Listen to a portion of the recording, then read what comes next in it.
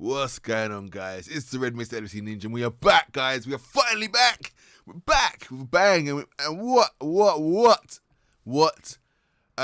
a discussion to come in on. Like, seriously, what a fucking discussion to come in on. Now, this is for real. I've been on Twitter and I've been messaging people all over the gaff. Show some damn respect on this kid. Let's get into this discussion. This has really pissed me off badly. And I know some of you out there share exactly the same damn frustration.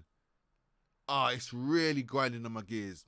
But just before that, I've been away for a little while, had some PC issues. Work is just killing me. I can't do the videos. And I'm screwing, but this one I had to tell the girlfriend, yo, can't see you tonight. I need to get this video out. No, not really. I made up some other excuse. You'll probably see this anyway. But, yeah. Anyways, guys, let's get straight into the shit. First of all, I want to talk about the formation. And then we're going to go straight to Rhys. We're not going to discuss nothing else. Just the formation and Rhys. Right. The formation, this is what apparently is what we played. Right. 4 at the back, the 3 in midfield, and the 3 up front. What it felt like to me, and I'm not even going to lie, is it felt like a 4-1-3-2, right? It was Firmino, this is what it felt like to me. Firmino and Salah up top, right? And then it felt like Thiago at the base.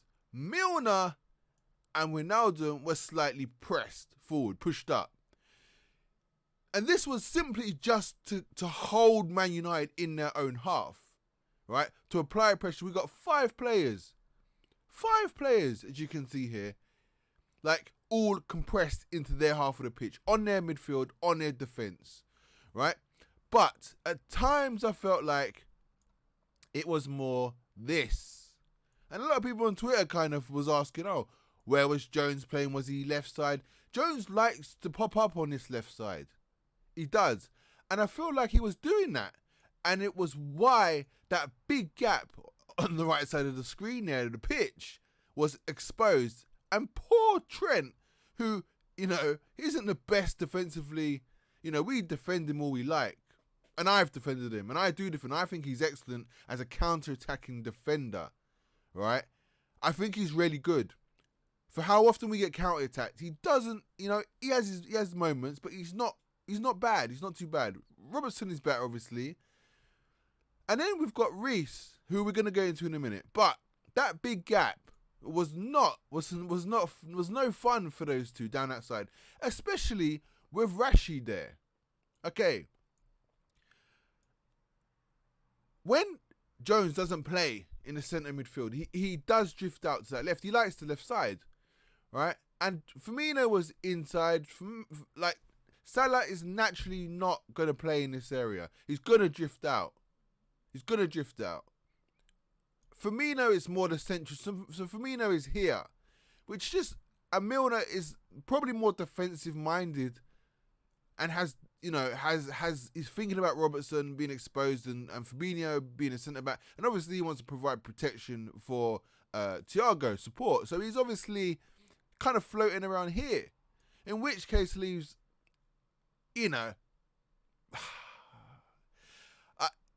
he just gets, I feel like he's drifting into this area a bit too much. And it raises questions. People are like, oh, is Jones playing left wing? Not for me. I feel like, I don't know, maybe I didn't watch the game properly. I really felt like it was kind of this position. But when he went forward, what you found was Wijnaldum realising, damn, he's more naturally attacking than Wijnaldum. So when Jones took the emphasis on himself to push forward and get into that kind of position, what happened was Ouija kind of dropped into there to add a little bit of protection. People was moaning at Ouija, like, oh, why is Ouija playing here when he's not progressive, he's not looking for those through balls, Well, he can't, because Jones has gone forward. Now he has to cover for Jones. Now, maybe if Jones had held his position and not been so attack-minded, then Ouija could have actually, tried to kind of find those balls for Firmino and Salah. But, yeah, ultimately, that was kind of how it was set up. In my opinion, that's what I feel like it felt like. But this is probably more what it ended up like. Yeah, kind of. But I do think, hence the whole kind of when we did score, what was the pattern? The pattern was Firmino picking up here. You know, this was the defense kind of thing. This is how it was defensively. On that, when Salah scored, this was kind of the setup, because it was Wijnaldum that played the ball into Firmino, and then Firmino played the ball into Salah, which makes sense to my formation. Does it not make sense? It makes complete sense. And that, my friends, was the formation. But what happened, as I said a little while ago, is Wijnaldum is naturally protective. He's a naturally protective and defensive-minded midfielder, whereas Jones wasn't. So Jones was taking initiative in going forward to attack, and actually didn't really do much in that area, considering he was taking the initiative. However, you know, Wijnaldum on the back foot, thinking all defensive in that attacking AM position, was the one who actually found Firmino, who found Salah, which led to our goal. So does that make sense? Yes and no. But that, for me, was the actual team that set up the system. The other thing is, I had a discussion on Twitter where somebody said to me, oh, why is Wijnaldum playing there when he's not progressive? Well, let me explain this to you as well, because some of you don't seem to bloody understand a thing about this setup, right? We played Thiago at the base because the guy can control the ball, the guy is nippy, the guy is quick, he can intercept, he's brilliant, he's magnificent, he's Thiago Alcantara. He's phenomenal, and he's going to be excellent for us, no doubt about it. However, that is why Klopp played him there, right? And he played Weenie. He played Ouija in front of him in an AM role just because he will offer the work rate, tracking back, covering, and more importantly, as I said at the beginning of this video, he will press. What we was trying to do is press.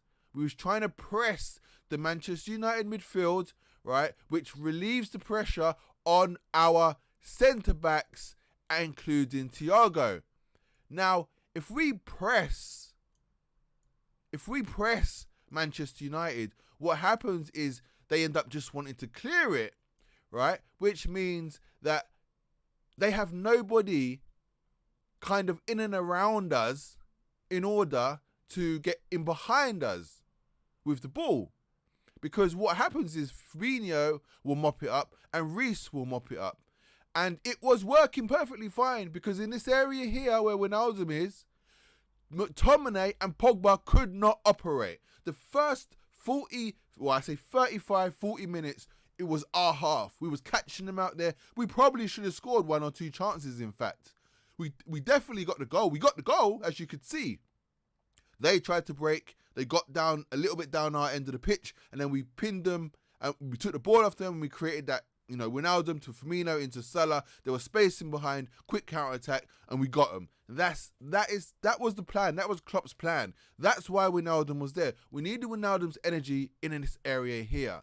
And also the youth of, obviously, Jones. The youth of Jones, and then the energy and persistency and fitness of Milner. Because whether you think he's the age he is, and he is the age he is, but he is still very fit and very fiery, and he offers that kind of leadership that, you know, we were missing from Jordan Henderson and organisation. He does offer that. So that's probably why he was in the side. So this, guys, was the tactics implied by Klopp. In my opinion, this is what I seriously think happened. Right? And had it not been for individual mistakes from Rhys, yes, I hold my hands up, but Fabinho as well. He conceded a free kick on the edge of the box, right? Twice. The first time he escaped without any, without conceding or any, what's the word? What am I looking for? Without any kind of, not result. Result's the wrong word, you know, like, I forgot it. But you get what I'm saying. The second time he done a free kick, yeah. Bruno Fernandes stuck it away in the net. He stuck it in the net. And ultimately, we lost the game because of that. People out there on Twitter talking about, no. It was Rhys that lost the game for us. How did Rhys lose the game for us, guys, when it was 2-2? It's 2-2. You can't move the goalpost. Stop moving the goalpost. It's 2-2. It's been redeemed. Salah redeemed Rhys. He made a mistake. If it had stayed at 2-1, then it's Rhys's mistake that cost us the game. We scored again, so it's 2-2. We are now not losing. You can't pick and choose who is the reason. People do it, but you can't. I was having a discussion on Twitter. I have a lot of discussions on Twitter, as you can tell, but it's actually the same discussion. Someone said to me, if it wasn't for Rhys, it was 2-1. If it wasn't for Rhys, then if Fabinho had made this mistake, still would have been 2-2. All ifs and buts and maybes. You're using if, buts and maybes there. I'm not. I'm going by what happened in the actual game. Bottom line is, Rhys made a mistake. He made an error, and yes, it cost us a goal. Oh, I wish. It costed us a goal. But Salah redeemed that.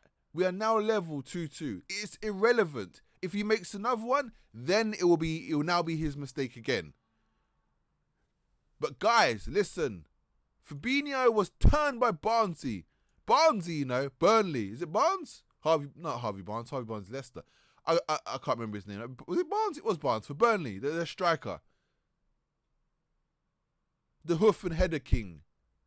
He got turned by him. Really? And then in this game, he gives away a free kick. And then right near the end, when you are a class midfielder and you've been absolutely fantastic for us in defence. Without a shadow of a doubt, if we had no Fabinho, we would be relegation. We'd be really. We would be down near relegation. No word about it. We'd be hovering. We definitely wouldn't get no Europe or Champions League or anything near that. Because what it would be Henderson doing that job. That's what it would be. Henderson, Wijnaldum, and yes, you guessed it, Ryhs Williams again. Yes. Flirting with that defence. Trying to keep it. So yeah, God forbid, let's really pray that Fabinho don't pick up any injuries. However,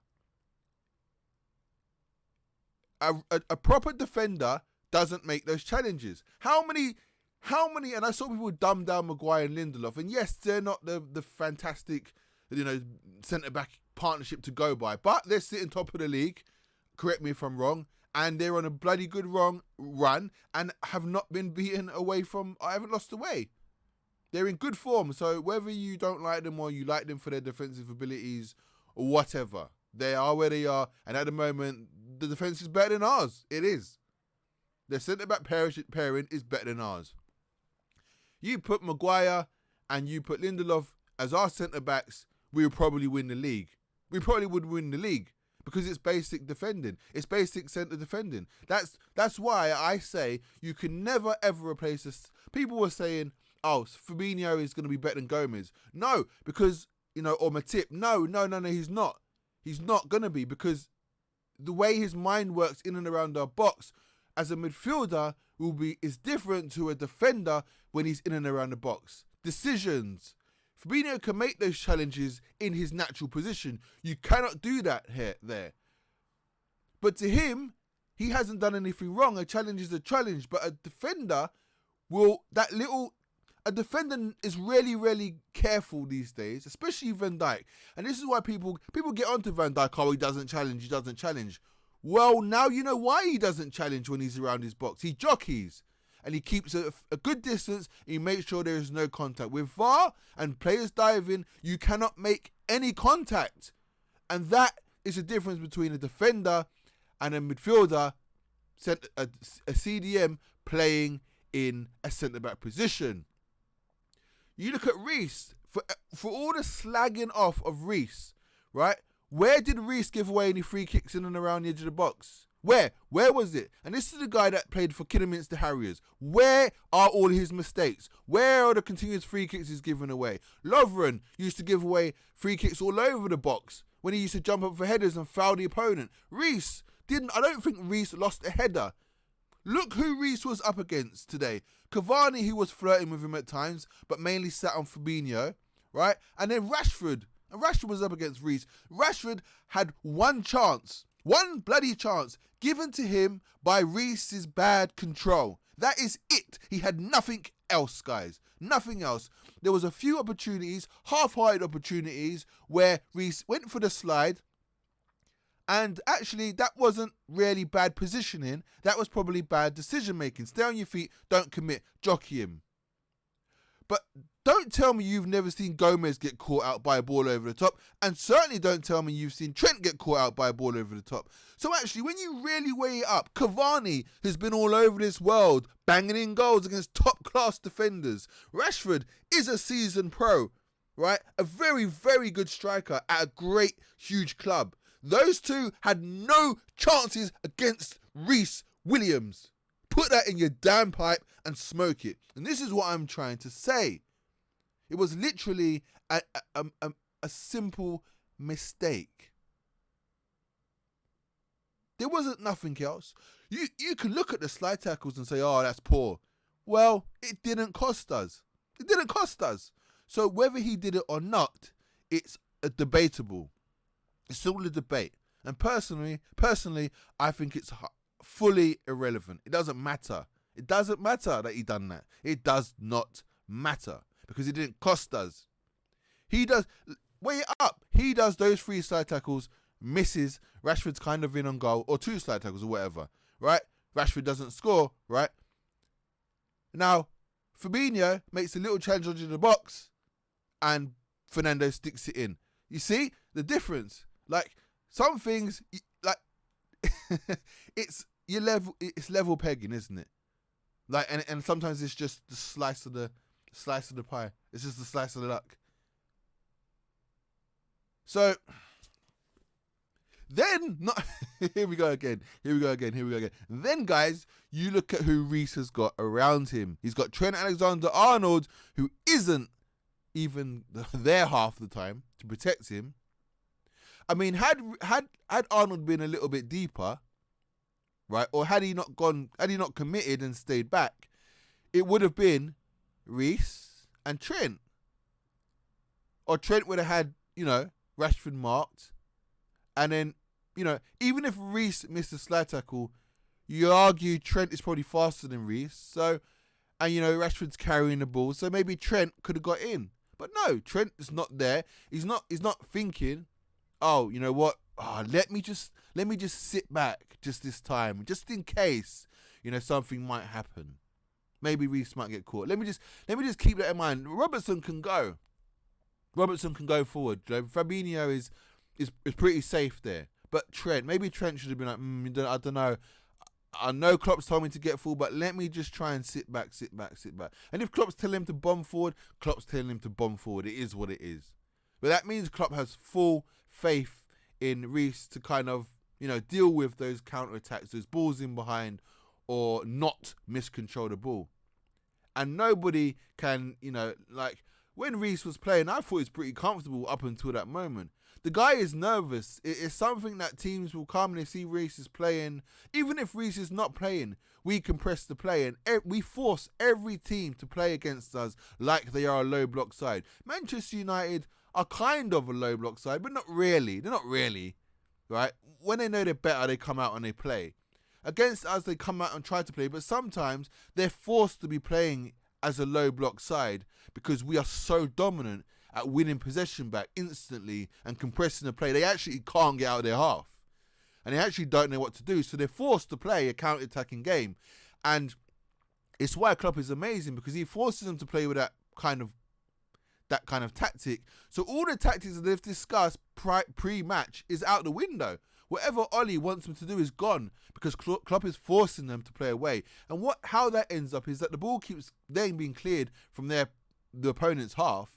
Right, and what happens is Fabinho and Rhys ideally get on the end of it, win that header, which stops it from being held up by Cavani or Rashford, right? Or Thiago wins the ball, yeah, or obviously Wijnaldum or Jones win the ball in midfield, and again we recycle the play, and it goes on and on and on. So it's that first and second ball. You win those balls, you keep the team in their half. It forces them to play like a counter-attack inside. And with VVD and Gomez, or VVD and Matip actually, because I think if you go back through my videos, I think Matip is better than Gomez. I think he's also faster. I don't even think Gomez is actually that fast. He's quick enough, but I don't think he's that fast, in my opinion. And from his early days as a Liverpool defender, he certainly wasn't that fast, and he has got faster.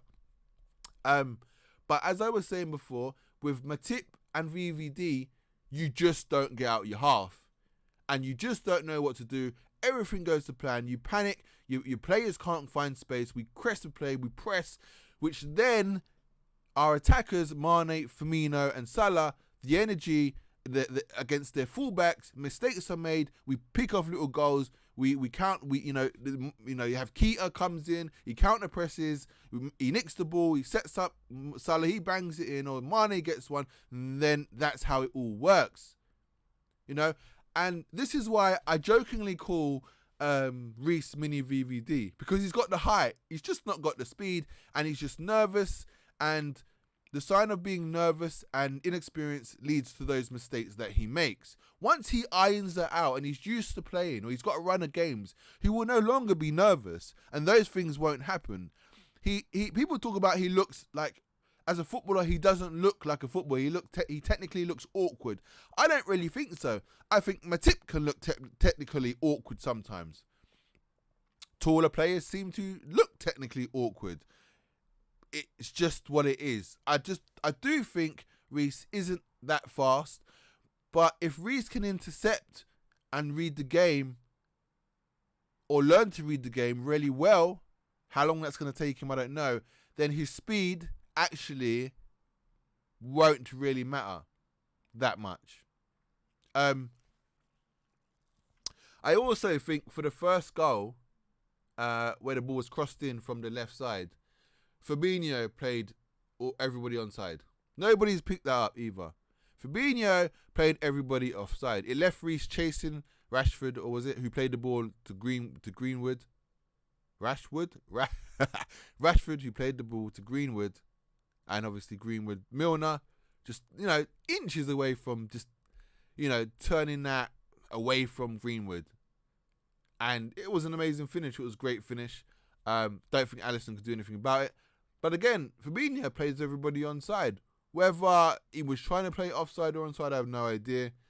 But if you look down the line, Rhys was definitely in line with... It was literally like this. That's how it was.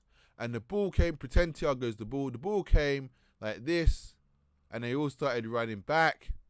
And yes, obviously,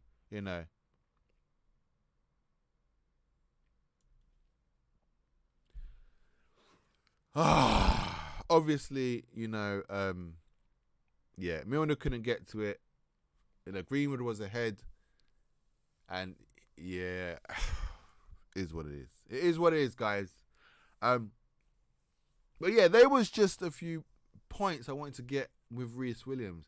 I just don't think, for the life of me, that he's been bad. I don't think he was bad.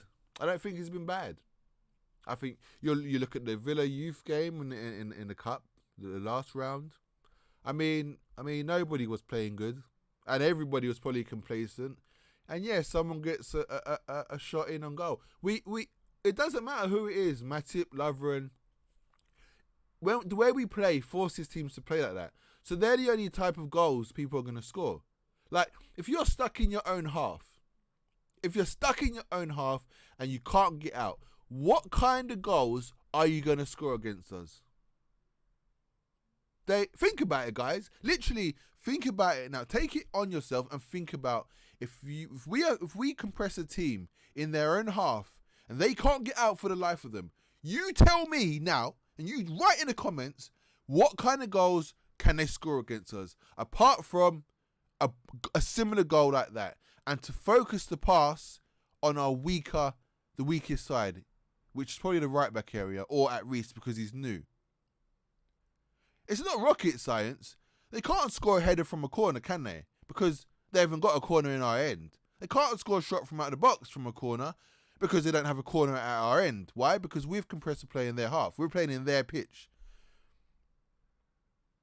They can't score a goal from the edge of the box because they don't have us compressed in our own half to try and score from the edge of the box like a worldie. The only way they're going to score is like that, like a through ball or ball over the top somehow. And it's actually not even balls over the top because Rhys has those like nobody's business. He has airborne headers and stuff. He has them on toast. I said to myself, listen, and I even tweeted on Twitter, I'm sure. I said, Rhys can deal with Rashford if the balls are in the air. On the ground, he may get caught out. And that's the only way Man United were ever going to do anything, was if a ball on the ground was kind of played near Rhys. Because yes, he is the weakest link. He is. Out of the back four, he is the weakest link. I'm not stupid. I'm just saying that it's not, when you deep it, when you really think about it, he's actually done barely anything wrong.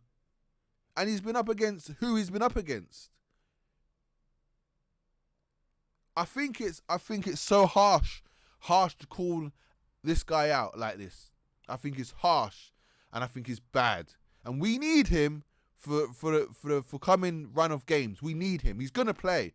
I'm pretty sure, because Nat Phillips, loads of you are shouting for Nat Phillips. Mate, guys, Nat Phillips is worse. Nat Phillips can't even play out the back. He looks nervous and scared when he's got the ball in defence at the back. You can see it. Even Henderson did a few times when he first played there. Then he had the run against Man United. He was alright.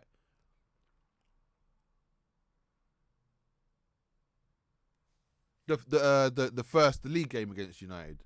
Did he play that? No, that was Matip, wasn't it? I can't even remember. He didn't even play. Did he play? No, he played. Henderson played. Henderson didn't play. Henderson didn't play the last two games. So Henderson didn't play against Burnley, and Henderson didn't play against this United, but Henderson played in defence with Fabinho against United at Anfield. Correct. I believe that's correct. If I'm wrong, feel free to correct me. This is what it's all about. But yes, guys, so I just don't get it. I don't get the criticism of Rhys. Rhys has been excellent. I think he's a good player. I just think he does lack a little bit in his composure when the ball is, when he has to deal with situations like that now on the counter-attack. I think it's eating at him a bit. It's a bit like Karius. Like, he's got a bit of the Karius. Like, he's scorned. He's mentally scarred. That he's scared of those situations. He's not sure.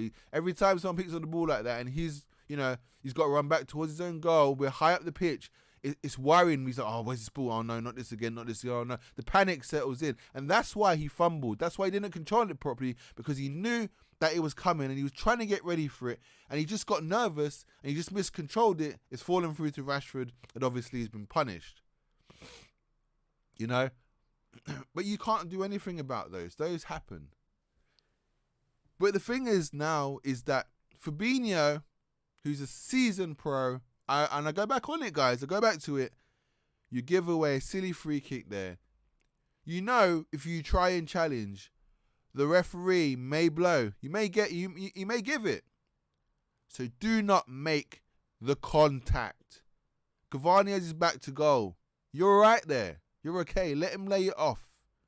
You know, bide yourself some time. But no. And the thing is, if there hadn't been enough contact or anything, VAR probably would have checked that. I don't know if they do. Do they do? If they score, yeah. Fernando scores. So what happens is VAR. If that was really dodgy and it was a dive, VAR checked that because it ends in a goal. They score. VAR wouldn't check it. VAR wouldn't check it if it goes wide and play would just continue. But if that ends up in a goal, VAR check it. And because there was enough contact, I think there was contact. I think Fabinho comes into the back of his left leg as contact. So it's a foul. If that happens in the box, it's a penalty. It's a foul. Some of you are in disbelief and you don't think that's a free kick. The bottom line is the ref gave it.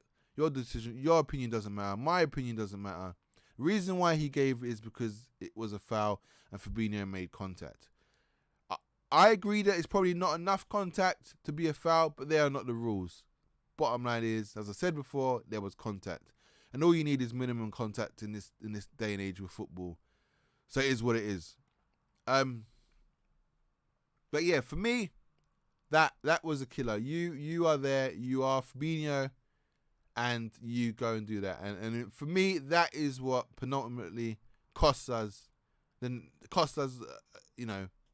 next round.